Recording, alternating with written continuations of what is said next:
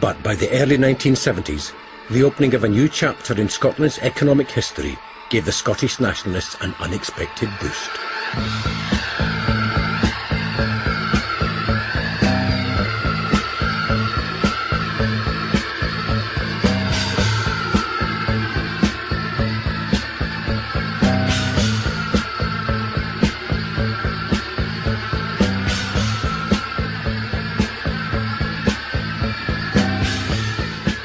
In 1970, BP had found a substantial number of oil fields in the Scottish sector of the North Sea, northeast of Aberdeen.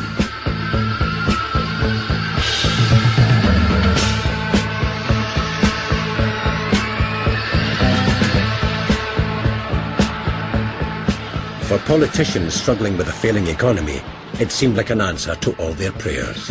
Today marks a milestone in the history of this country as an energy-producing nation, as it is in the fight for economic survival and advance. The British economy was faced with two problems. One was a long-term problem of adapting British industry, modernising it, settling on specialisms that they could do. The other was the short-term problem of trying to maintain yourself as a world power and cope with an economy which was in major economic difficulties. The Middle East's oil wealth was the envy of the West. Now the hope was North Sea oil could be used to bring forth a similar economic miracle. My concern was to preserve and save manufacturing industry wherever I could. If you look at the history of Britain since the last World War, it has been of deindustrialisation. Oil strengthened the case with the fundamental question how you recover and strengthen your industrial base.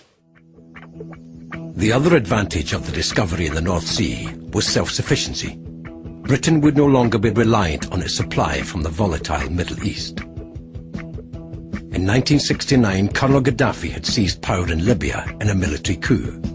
He now controlled a substantial part of the world's oil supply. He and other Arab nationalist leaders were part of the Organization of the Petroleum Exporting Countries, OPEC, the body which determined the supply and the price of oil. In 1973, the Yom Kippur War between Israel, Egypt and Syria erupted. The Americans supplied the Israelis with arms. OPEC responded by raising the price of oil. Until the present crisis, it was undoubtedly the most difficult period economically since the war, I would have said, and the worst period for any government to find itself responsible for taking decisions. The government saw it as a priority to get the oil going as fast as possible, to restore the country's balance of payments and to increase government revenues and all the rest of it. The huge importance of North Sea oil to Britain's economic future became obvious. But at the same time, one question became increasingly contentious in the devolution debate. During the 1960s, for example, the argument was that Scotland was too small, was too poor, could not support itself. In one particular aspect, with the discovery of oil, all that argumentation was cleared out of the way. The SNP, right from the start, said that Scotland's claim to the oil would only become realisable with self-government. The nationalists were quick to recognise the political significance of North Sea oil and how it could further their case for self-government. They embarked on one of the most memorable agitprop campaigns in British political history.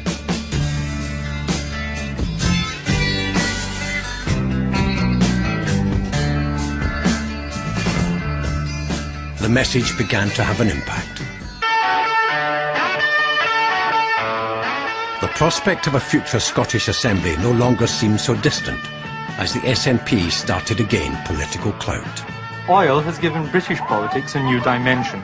From a rather eccentric group on the fringe, the Scottish National Party has become a force to be reckoned with. The general election which followed in February 1974 saw a very narrow Labour victory, one that could not have been achieved without Scottish Labour seats. I am returning immediately to London by air, and I have summoned a meeting of my senior parliamentary colleagues for this afternoon. In the situation the country is facing, it is of paramount importance that a government be quickly formed. With a working majority of only 4, the importance of Scotland in forming a government was abundantly clear. The Scottish nationalists now had 7 seats at Westminster. Labour had to rely on their support for survival. Suddenly you had a group from the SNP seemingly able to challenge the Labour Party right across the board. There was a growing membership of the SNP, their tails were up, they were very, very self-confident, and in a sense they were driving the agenda. The following October, Labour called another election to gain a working majority. It made a number of firm commitments, which some people now believe they had no intention of honouring. From the outset, it proved controversial within the party and triggered a political poker game which would determine the fate of the government. It was in that election that the Labour Party committed itself to progressing with the idea of a parliament for Scotland. And so that then it became an issue because quite a number of Labour members, and including Scottish members, were not at all keen on the proposal.